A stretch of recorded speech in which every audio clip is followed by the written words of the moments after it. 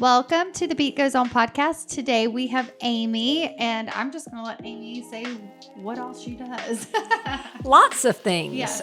So I'm a lifelong entrepreneur. I have started 7 different businesses, but I currently own and operate 3 here in the Savannah area. I specialize in either bakery side or consumer goods, household goods, and retail and wholesale. And then I have a business consulting company that I help empower mainly women in business, but not necessarily, to kind of get off the bench and into the game of entrepreneurship.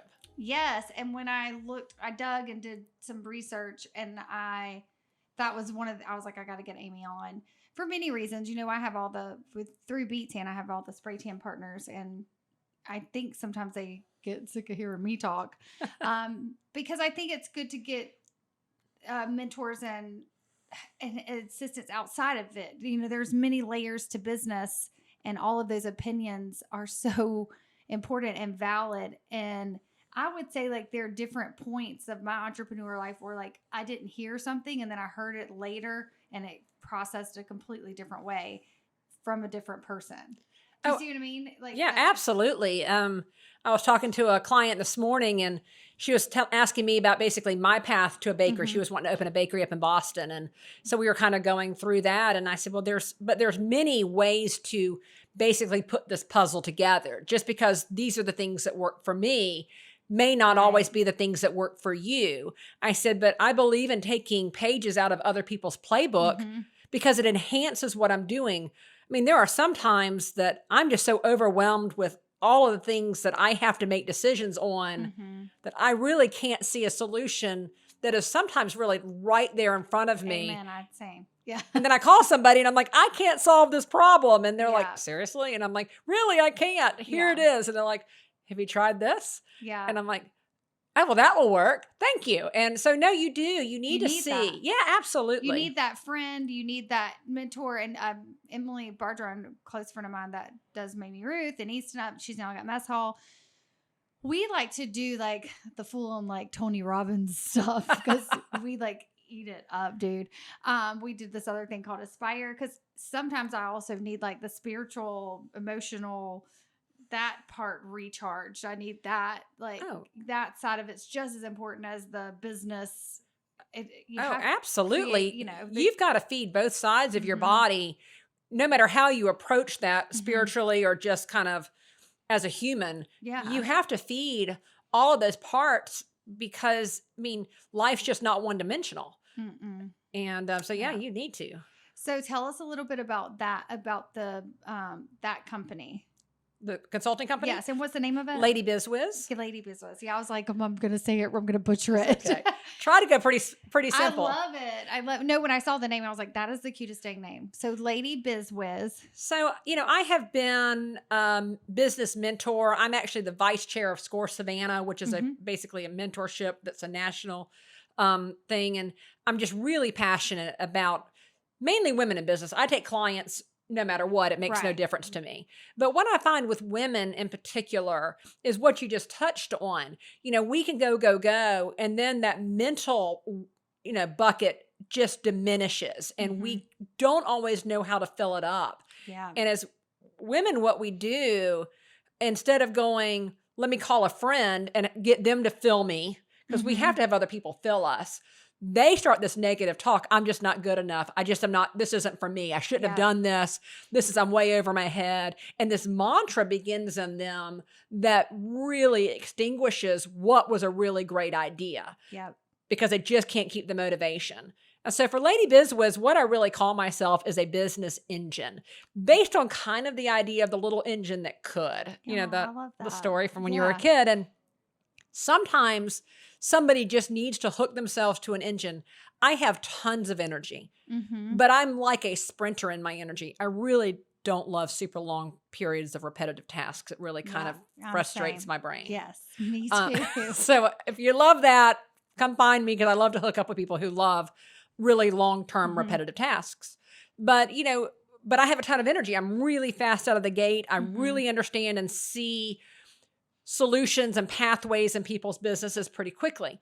And so what I sell as Lady Bizwiz is you just hook yourself as an engine. I basically come on like as your CFO, but not your business partner. Gotcha. So when you're ready to de-hook from me, I let you go. You haven't given up any equity in your business. You haven't had to divorce a partner. All the things that partnerships can create. Right. You don't have to fire me. If you need me again for scaling, you just hook back up to me again. The engine comes. Such a good concept. Is anybody else doing anything like that? Not that I've heard of. That is so cool. And so it's as much business strategy as it is helping them through the negative talk. Because the negative talk will take a great idea and bury it so fast. So it's really kind of twofold. Bury it deep. It's hard to get out of that. You can't get out. And there's a million, I deal with that with the spray tan partners, and I see a lot of myself in them on a different phase. So I get really passionate because I know this business and I know how I've messed it up and I know how I've made it successful. And I also know how and when, well, there were times I was not treating myself very well, and that affected the business, which then affected, the business is a part of my identity. And so I have a lot of pride, and there's a lot of my full on self thrown into that. So to get buried in that negative and that false talk is detrimental. And I see it a lot over and over in the partners. So now we have a new community website. I'd love to show it to you one time or sometime. I noticed a huge difference, and I felt like I was trying to be something I wasn't. So I was giving myself my own negative talk, thinking I can't do anything like that. I'm not an MLM. They'll think it's an MLM and all this stuff. The community website, all of those who are figuring out how to use it and are on there, there's 280 partners, and we only have about 70 that are on there and about 30 that are super active. So, everything's personality and numbers and all that. But there's been a great difference in the energy from those 30 partners that are active on there. And it's exactly what you're saying. It's the help. It's the, I could come through I have the business background, kind of like you. You can come through and look at a P&L and kind of see where there's overspending and things like that. So I have that skill set as being an entrepreneur for the last 30 years. And I am somebody who is just a really straight talker. Yeah. So I'm not, when I work with clients, I'm not about rainbows. I'm all about rainbows and butterflies to a lot, but I'm like, really, let's see if what you're doing is actually working. Because if it's not working, why keep doing it? Yes. And let's find another path if it's not working. So, that's kind of how it is. And, people who know me, who know the other part of me, they know that it's not just 90 to nothing all the time, which is, if you don't know me and you meet me, you think it's just 90 to nothing all the time. Yeah. But I do practice a lot of self-care. I take one day, it's a big joke in my group. I take one day a week that I try not to get dressed. And that's usually on Sunday, just because my week is kind of done.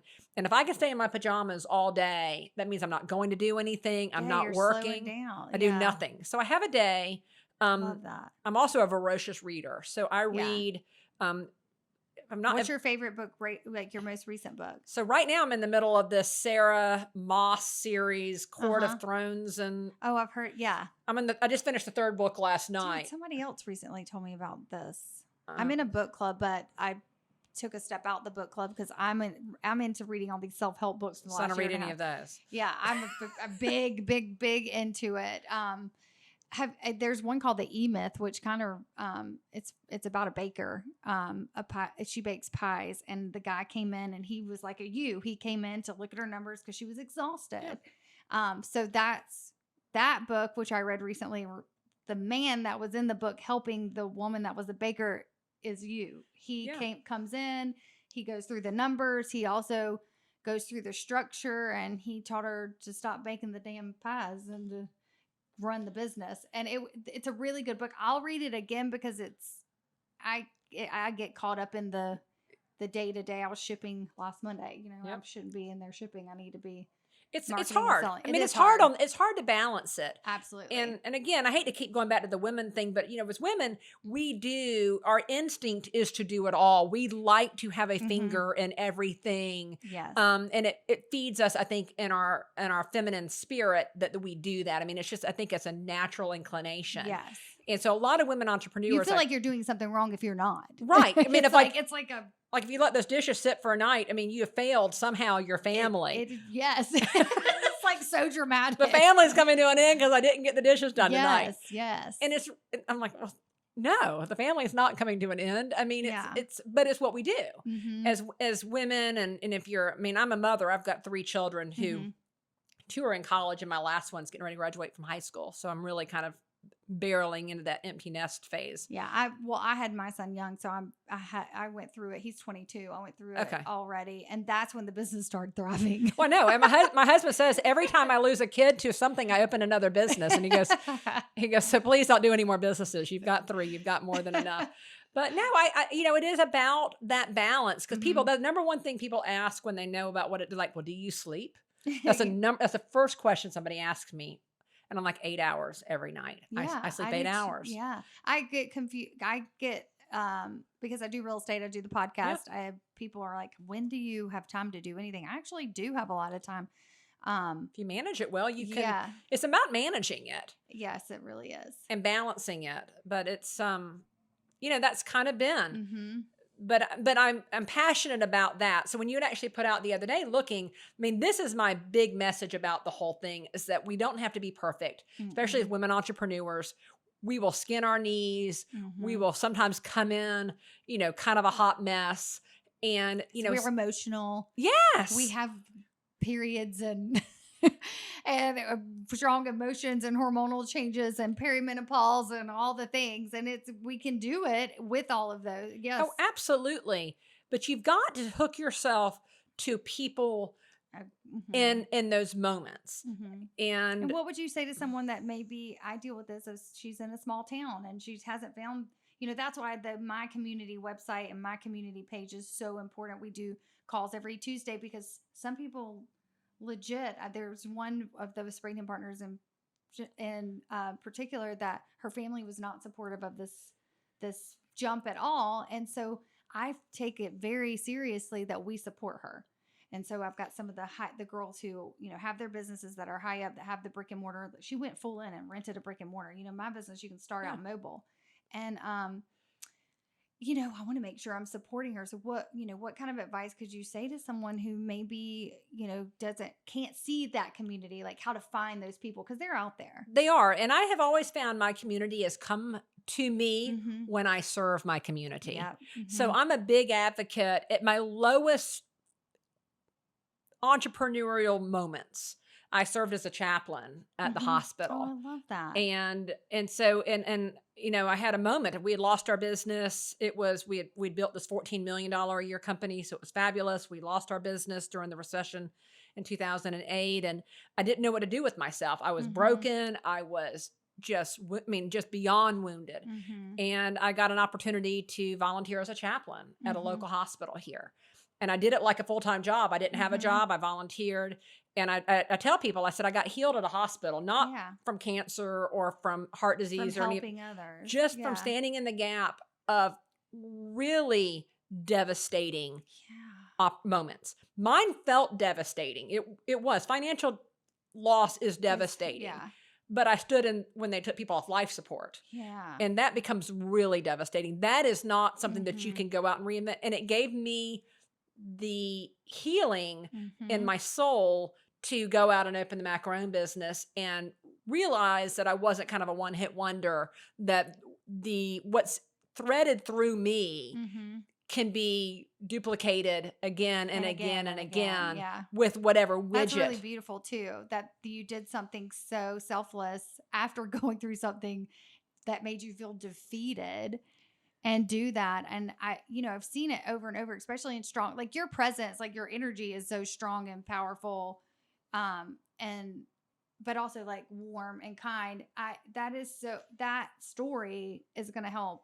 So, so many people, or probably already has through your Well, I remember mentoring going through it the process and just really feeling like I was being crashed against the rocks, just nonstop.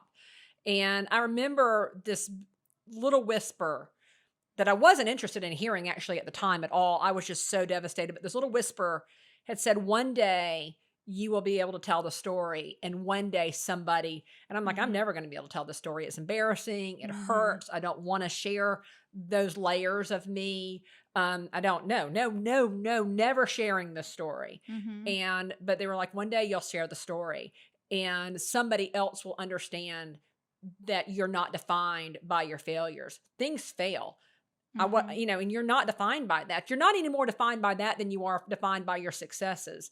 In my opinion, you're defined by your ability to put one foot in front of the other and keep moving forward. That's your defining moment, that you actually get up and participate in whatever your avenue or corner of life is. And in the entrepreneur world, you get up and you get going and you get on the path of getting your business going. Yes. You just don't stop. You don't. And you hear that in so many different ways from so many, like I said, I love to go to the life coaching woo events, but it's the same message. And here's what I find so funny. No matter where it comes from, whether it's a spiritual guru, I have mine, or it's a business CFO, coming in, because I've had those come in, whether it's on that level, whatever. My point being is, no matter what their why is that's helping them get through whatever and help others, whatever their message is, whatever kind of entrepreneur or business savvy person it is, it's the same message. It's just wrapped up a little bit different. Yes. But it is the same message. It's the same message. Intrinsically, that's what we need to hear. Over and over and over in different ways. Over and over again. You just have to keep feeding that. You just got to keep going. Which is the point of affirmations and journaling and prayer. And all everybody these has their thing. I was telling somebody the other day, I said, I'm not much of a crier. So, it's kind of a thing. If my husband sees me cry, we're like, he gets this weird deer in the headlights. He's like, hold on, what can we fix? This is not good. So because I'm really not much of a crier, not around people. Yeah. But I get overwhelmed. And my way of dealing with that is I get in a car and I just drive. Crying. I like to drive too. Big ugly tears. Saying all the things I shouldn't say to myself. Like, you don't have this. You're out of your... you're not going to get this done. This is just, you've screwed this all up. Big ugly tears. I'm either driving to Tybee, I'm driving to Buford, I'm driving somewhere. Yeah. Until I get to the point that I turn around. Thing. Yeah. And then I make a turn. And then I turn around, and on the way back from wherever I'm going, because no matter what, I've got to return home. I can't just keep going. Yeah. I wish that was an option sometimes. I got to come home. You got to turn around. But when you turn around, does that change? Yes. So when I turn around. Oh my gosh, people, please do this. All the way home are the affirmations of things I have conquered. So it's almost like you threw it up. I threw it all up, big ugly tears. And then all the way home, it's like, you know what, Aim, though? Eventually you succeed. You've done. Then I start listing my accomplishments. I start listing, not in a way to brag, but in a way to say, you know what? Well, you're talking to yourself. You beat this every time. You just can't see it right now, but you have a track record that you come out of the pit every single time. So why is this going to be any different? Yeah. And so all the way home, it's listing those things, those values that are intrinsically me. And whoever's listening, you have a list of values that is intrinsically you. They're not going to be my values. You're not going to approach it 90 to nothing, possibly. Maybe you're quiet. I wish I had a quiet spirit. I don't have a quiet spirit. I'm just really loud. Yeah, same. So maybe your spirit's quiet and you're like, I can't do enough because my spirit is quiet. Yes, you can. Maybe you can translate that through into a journaling book of places for you to reflect on what you've succeeded. That's the number one thing I recommend with Lady BizWiz, is that no matter what your path is, create a list of very quick, achievable goals. Kind of like an Instagram, where they say you got that dopamine hit, which is why everybody got hooked on, Instagram. I never hit that, but anyway, they say you did. I think creating a list of achievable goals, every time you check one of those off, shows you you've done it. Yes, there's a dopamine hit. And so don't create goals that are like huge mountains that you're attainable, small, weekly goal, like weekly, monthly sometimes goals. It's hourly. or hours. Sometimes like today, I'm going to go get my eyebrows done. I'm going to get my dog to the vet. And I'm going to have, and so sometimes it's just personal daily tasks, but it's day. like, okay, I accomplished that. Mine was cleaning my house this morning because we're having to shoot the podcast here now because the office, our changes. And I was like, oh my gosh, I can't believe I have people come through my house. I was so hard on myself this morning. I rearranged, I hung pictures in different places. I went psychopath this morning in this house, and nobody cares. But I afterwards I was like, hey, I kind of like what my espresso brain did this morning. But you're right. Like even the little day to day, that really helps. I have ADHD for sure.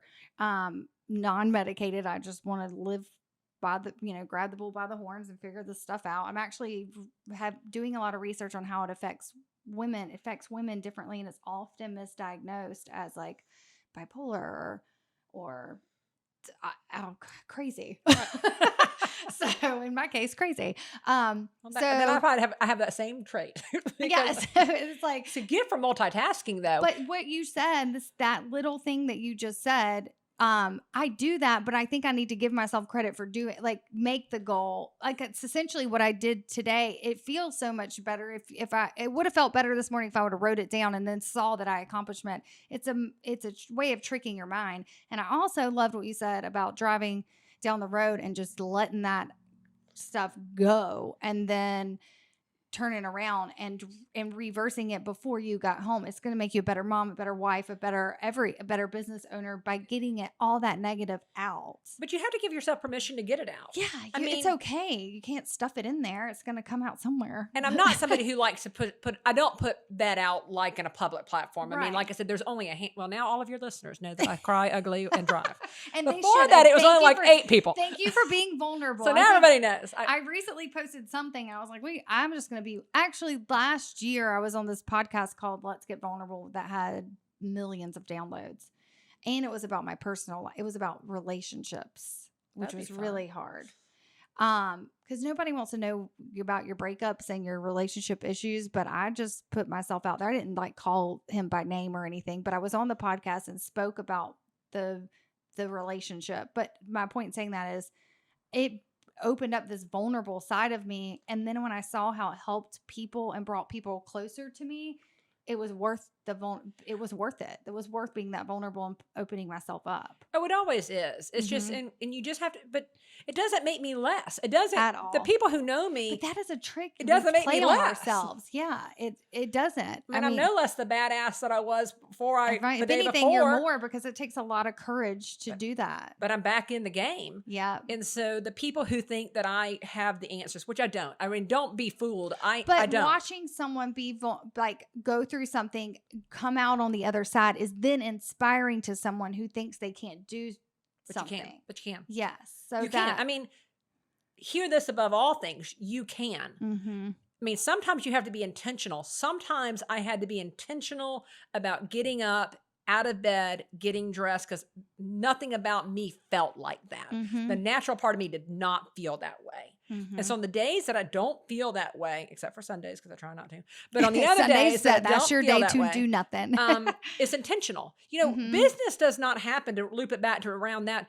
It's not accidental. Mm-mm. I mean, you haven't grown to the partners that you had because they fell out of the sky and landed on your, it was intentional. You have made intention to beat tan. And I've known you. I mean, we met years ago when you just kind of started it, which I thought was, I love a women. We had a good conversation. Yeah. I think we talked about the macaroons. Probably, because I can make that into any conversation. But I think we were at actually Jessica Mock's event years ago at the Bryce, if I'm thinking correctly. That was where I think that's where it was. As soon as I saw your face come through, and I was like, and I remembered the macaroons. I remembered a conversation about the macaroons. But I think we saw each other and this is funny because where you said something, I don't remember what you said, but I remember it making me feel good. It wasn't at that event. Okay. It was like in passing. And you just said something really kind, really nice about the business, because I still have imposter syndrome really bad, but it's better. I'm learning, I'm aware of it and navigating it, learning how to navigate it. But back then I really just felt like the bartender teenage mom, and now I'm proudly saying like I did a lot, with that. And if that helps someone who's a single mom or, whatever, thinks that they can't get out from behind the bar, nothing against service workers out there. But for me, it was taxing on my body and mind and soul. So I had to get out of that industry. But you did it with intention. Little kind words from people like you along the way that were encouraging. Yeah, I mean, and Jessica Mock was one of them. She was highly supportive of me. I have a whole list of wonderful women in this town. And you do. I mean, I have a whole list too, and different seasons of what I've done. But there's a list, and in that inner circle. So you asked a question a second ago: is if you're in a small town, how do you find these? Yes, please. Let's go back to that. And I don't have like a magic. I see that a lot, but yeah, I don't have a crystal ball to it. However, check some of your vulnerability and just take a leap of faith and get involved in something. Nothing to do with your business. So I'm not saying go get involved in a business networking group. That's not what I'm saying. Yeah. Get involved in something. Take a pottery class. I mean, I do something new every year. I pick a new hobby and every year I do something just to kind of, I'm not young anymore, so I try to keep young. So, just something to grow my brain. So this year it's oil painting. I love that. 2 years or 3 years ago, it was guitar. 1 year it was ballroom dancing. And you just meet people through that. I just show up. I don't have anybody to go with me. 1 year it was throwing clay. And I just go. And if you're not really like me, who's super introverted and that kind of scares the bejesus out of you, find a friend who wants to go and do, but you've got to get out there. And then what you can do is you can meet somebody like Michelle, and then you just talk about what you do. In my case, when we first met, I really only had the one business, so it was macarons. Yeah. And we just talk about what you do. It's natural to talk about what you do. And it's fun to hear about what other people do. Fun. And support them as much as you want, but don't do it. And who knew? Tanning business and macaroons, and she helped me. It was just such a nice. And we ended up at the same event, which was a charity event that she threw, and she did a dang good job. It was really an awesome event, and she had a fashion show. So you're right. It doesn't have to be a business event. Sometimes it's something like I don't even feel like going to, but I'll just end up going. And then I end up making a client, a friend, or all of the above. It's just about making connections. I think at the end of the day, as humans, we are designed to make connections. I think we need that community. And that is not, at least for me, has never been found at home on social media. I think social media can be some of the least socializing. Well, it's not always real. And it's highlighted. But anyway, I don't find a lot for that. And so for me, I have to be around people. I get energy from people. Oh, yeah. And like I said, it's not always that it's about my business. Half the time I forget. I really go to things and don't even have a business card. Let me just tell you the truth. I go to things and there's nothing in my pocket at all about promoting my business. But I love hearing people's stories and I love hearing about people's businesses. And half the time I don't even really mention mine, but they'll ask me what I do. And but I love hearing because I get strength from other people and they don't even know I'm getting strength from them. They have no idea that I'm pulling into their energy to help feed my energy. That's so amazing. But I do it because it gives me going. That's so well said because I feel the exact same way. That's why the podcast, that's why it's so important. Like this is a hobby of mine. It just so happens we had an email today of a large amount of downloads. So that's pretty exciting because this is fun for me.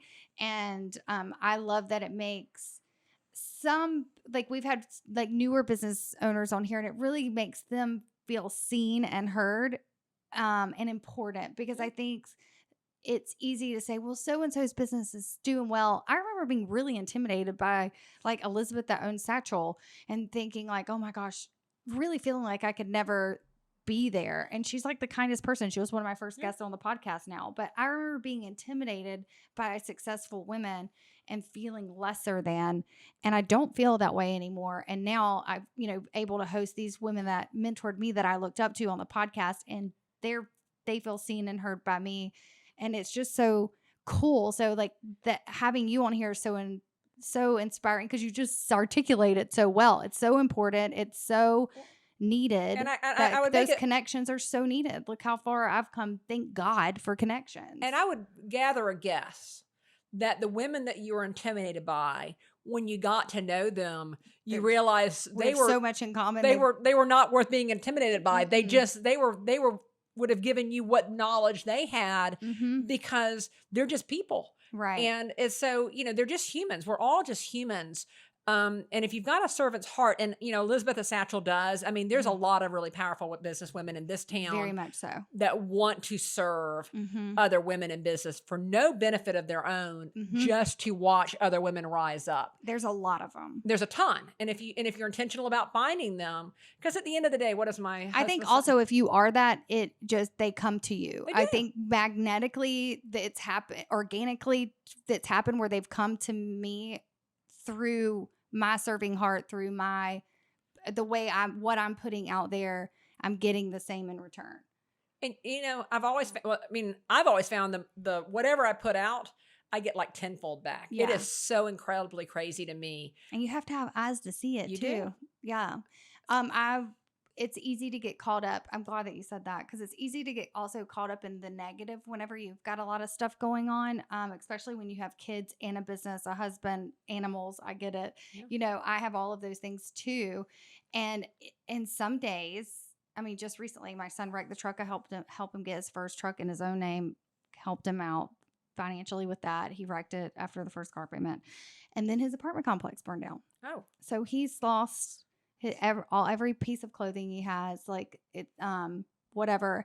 And my mom called and my papa, they called me on speakerphone, my grandpa and my mom, and they were like, "You're surprisingly calm. We're checking on you." I'm like, and I was so proud of myself for being calm, but it's because of the practices that I've done to stay calm and to get through business. Or it is now spilling over all of these skills I've taken as a business owner, because I wanted to be, a mentor for women. Now is spilling over in my life as a mother, as a family member, and things like this that happen, because I know it's going to be okay. We have insurance. Well, I mean, but it's you tough. do. You think It you're out there spills spreading over. all these seeds, and what you don't realize is that these seeds are taking root in you. Mm-hmm. If you sometimes I have to get out of my own way, and my husband's just as much energy as I have. My husband's like super calm. I mean, he's like super like flat. That's a good yin yang there. Dead. But anyway, Yin and yang. he's phenomenal. Because as much as extrovert as I am, he's super introverted.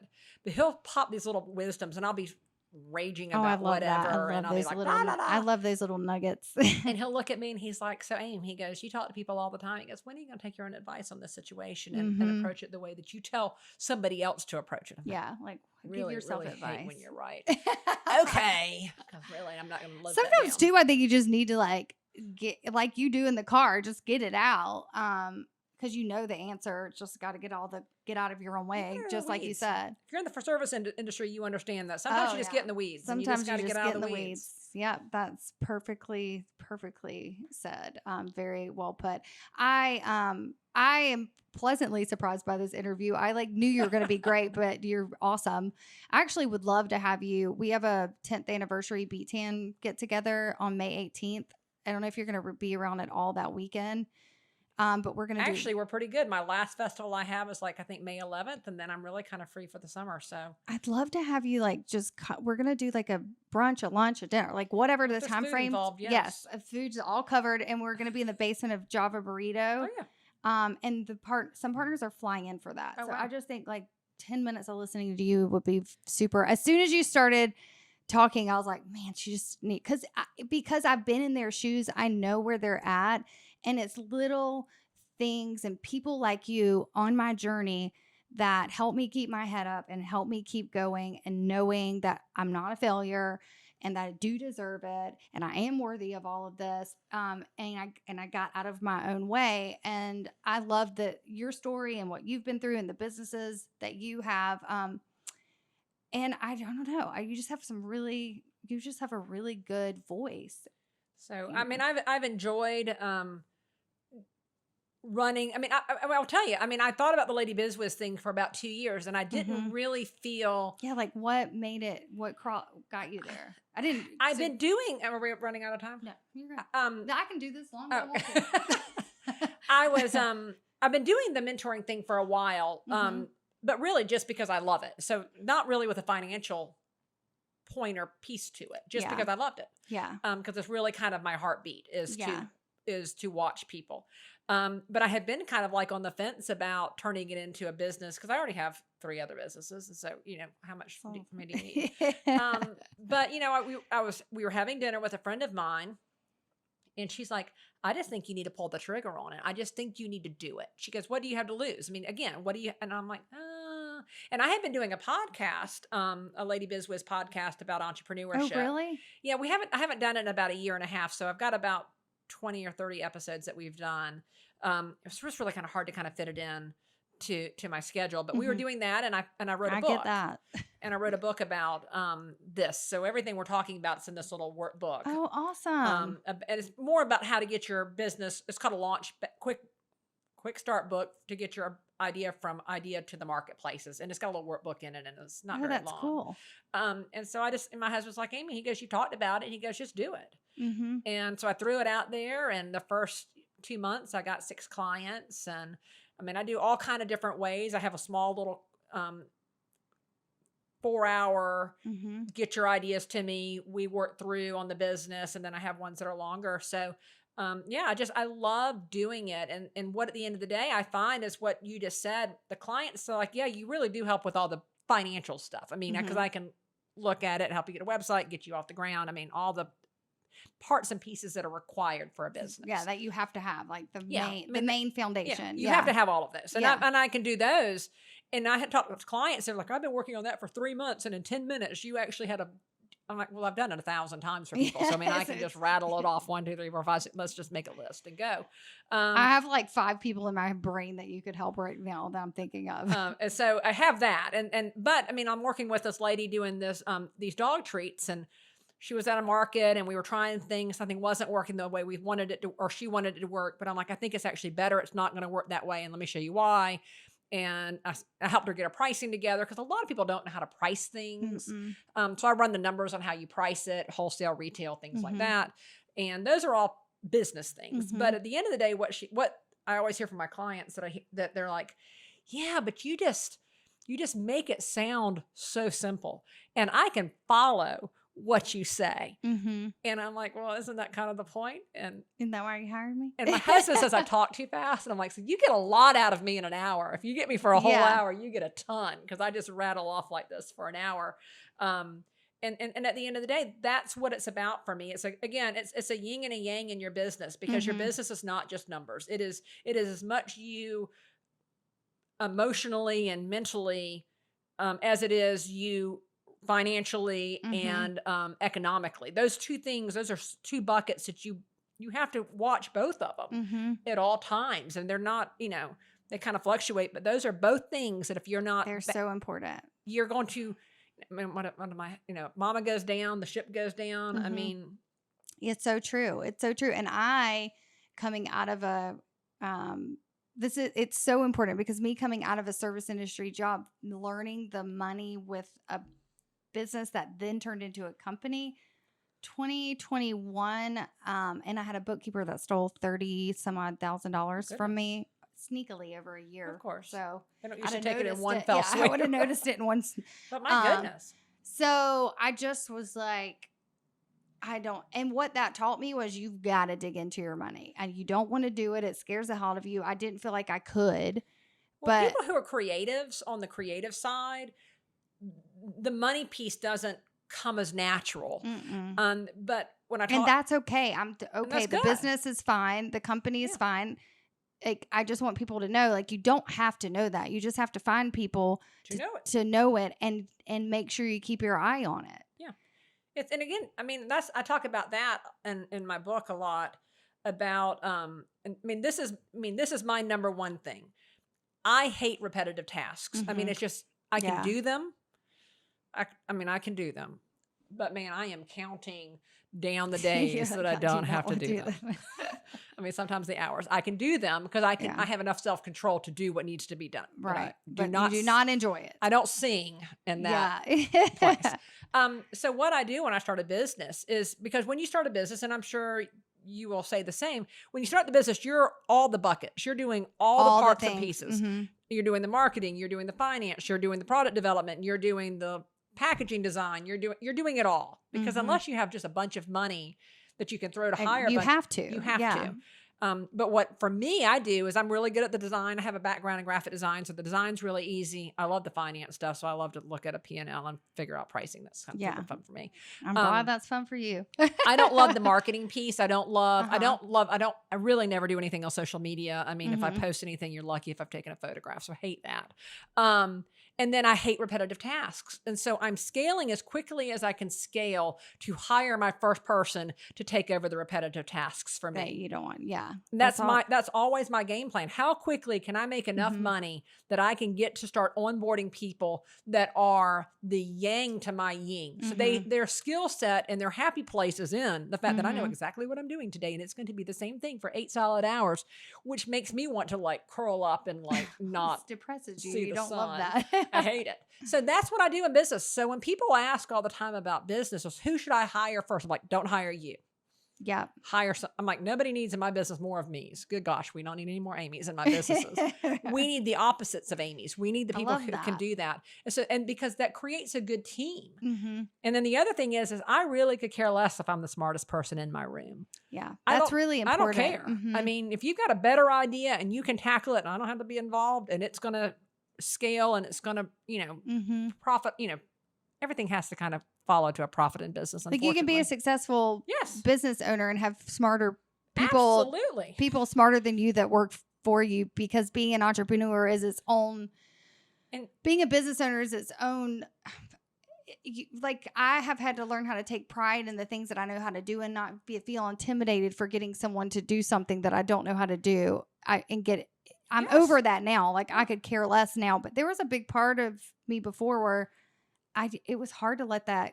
I haven't baked a macaron in like 8 years. Awesome. I orchestrate it all, but I haven't baked a cookie in years. I mean, I could. I mean, I'm not as fast. My baker's much faster than me. The baker who bakes my cookies, I mean, she's twice as fast as me. So why in the heck do I want to go in and make cookies when she can outbake me all day long? And I can just make sure that she has all the stuff she needs. And I'm okay with that. I mean, that doesn't make me like an ugly business person. That makes me be able to come here and do this podcast because I've got other people who are doing the parts and pieces that I don't. And this podcast is going to help so many people. I can't wait to send it. I have a whole list of people that I'm going to send it to. It's going to help. It's a pleasure to get to see you again. Yeah, and I'd like to have you on again, and I definitely want to have you there in May. Yeah. Well, like I said, I've been a big fan. Keep in touch more because I've met so many people on my journey, and as soon as I saw your name come through when I said that on Facebook, I have been doing a lot of solo because of this. I've pretty much like ripped into my heart and been dealing with all this stuff for 2 years of childhood trauma and all this stuff, and hoping through that I can help someone else. But also I love business. So the podcast is really just about women and in all things life, like whatever it can help. And my whole journey with Beet Tan has been so personally, it's so helpful for my personal life. It's given me such a sense of pride. When I was an empty nester, it really helped me because I was an empty nester after growing up too quick. It was really jarring because I never had college time or alone time. I went from being teenager to mom. And then all of a sudden I'm like, wait, I have a house all by myself, or I'm like by myself for the first time ever. The business has really saved me in that way. Another thing too is meeting women like you who have cheered me on and from afar. It's you don't have to have a team around. I'm trying to teach my son this, around you at all times. People will come and go and show up. It's all about seasons. And that is just as special as the people that are in your face all the time. Like it's just as important. I mean, I tell people a lot about seasons are important. I have some really amazing women that I truly adore in business, and one of my closest friends, I guess she's 15 years younger than me, and so she just had her third child. So she has basically a 6-month-old baby, a 2-year-old baby, and like a 9-year-old daughter. And I mean, I get a lot of inspiration from her. Yeah, and so we'll talk back and forth, and over the years, we've just forged this really great friendship. And, she's like, she'll feel guilty about something. So I'm like, you're just in a different season than me. I Yeah. have nobody who wakes me up all night. My children barely come home That's for a such meal. sweet friend thing to say. And I said, so your season will change. Uh-huh. And I said, I went through that season. I had that season where I had 3 children under 5. And I did this travel sports and I did everything I could be with my kids and do the stuff. And I said, and your season will change too. But everybody wants to rush the season and they feel less than when they can't do everything that I can do. And or they feel like that friendship is suffering or they're not being a good friend of the other person. And that's not the case. I said, you just have a season. Mm-hmm. And I said, so you do what you can in the season. She's so lucky to have you as a friend. It's so sweet because it's just true. And I said, and you'll have a season like me. And, it's just what it is. And you get scared of she gets, her season gets overwhelming. Well, obviously 3 children would get it. That's an overwhelming season. And I said, but I find it odd as I transition into the season of my children leaving. And my husband and I will celebrate 25 years of marriage this summer. That's impressive. We've been together for 30 years. And I get scared the fact that in a year, it's just him and me. And how do you redefine that? So, I have fears too. Yeah. My season's different. So if you're a brand partner of Michelle's and you do find yourself wanting to do the beet tan and be a mom and, give yourself a break. You're not going to work the same amount of hours as somebody who is before children or somebody who's got children in high school. You have to give yourself a lot of passes because that season, as quickly as it comes in, and it doesn't ever feel like it's leaving, but as quickly as your season comes in, the season will pass and you'll adjust to another season. And, if you just keep going with what you're doing and planting seeds in your business to weather the seasons, so you're prepared, you're being, intentional about what you're doing, you will have an opportunity that you can do more in your business because what's taking your time changes. Yeah. It's so true. Stick with it. And the cool thing about the spray tan is you can put it down, pick it back up, put it down because it's literally a tent. Yeah. You can. So it's always great. We've got one that's had twins. She's kind of taken a step back from it. I think because they're can you imagine? And now, and she can always pick it back up. She still comes to some of the partner meetings. She still helps others from when she was doing it full time. And I think you're so right. It's all in seasons. Well, I want to have you on again. I definitely want to have you in May. You have a lot of really awesome things to say. I'm excited. I think, and how long has Lady Biz been? So I started officially in 2022. Gotcha. Published the book in 2022. I just see it going so many places because it's so needed. Just for me having this conversation with you, I feel so much I feel so much better. I feel ready to go work and help some of the partners. I just feel excited about. But I've had to be intentional on the Lady Biz Wiz part too, because I get busy with all the other things. I've designed business and it's cranking out. Do it all. And I get busy with that. And so this is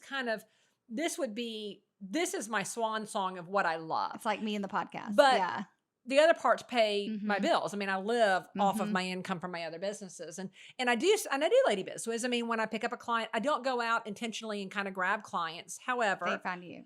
Or somebody posts something like, do you want to be on a podcast? And I'm like, yes, sign me up. I want to be. And so I reach out because somebody doesn't know to call me. Yeah. And so I'm becoming more intentional about wanting to have my voice heard in this arena, because I do think that what was whispered to me 13 years ago, the season has come for me to share the vulnerable parts of that and the healing parts of that and the conquering parts of that. And so I have to be more intentional about what I do. So when somebody says we're looking for a speaker for something, whether they know me or not, I throw my hat in the ring and they choose to call me and do it. And so, I'm trying to do more of it. But again, like any small business, the consulting thing's a business. But my goal is in the next 5 years to be able to be a speaker, and I would like to speak full-time. You speak really well too. I could totally. That's what I'd like to do. I think you're going to do it. I'd like to sell my other businesses. And spend your the rest of my first life speaking could be at the Beet Tan retreats on May 18th. So I can't wait for you. Thank you so much for having me, Michelle. I'd love to. I want to have you again. I think you should be like a quarterly thing. I got so much out of it. So I thank you for being here. Thank you. Right. That's a wrap.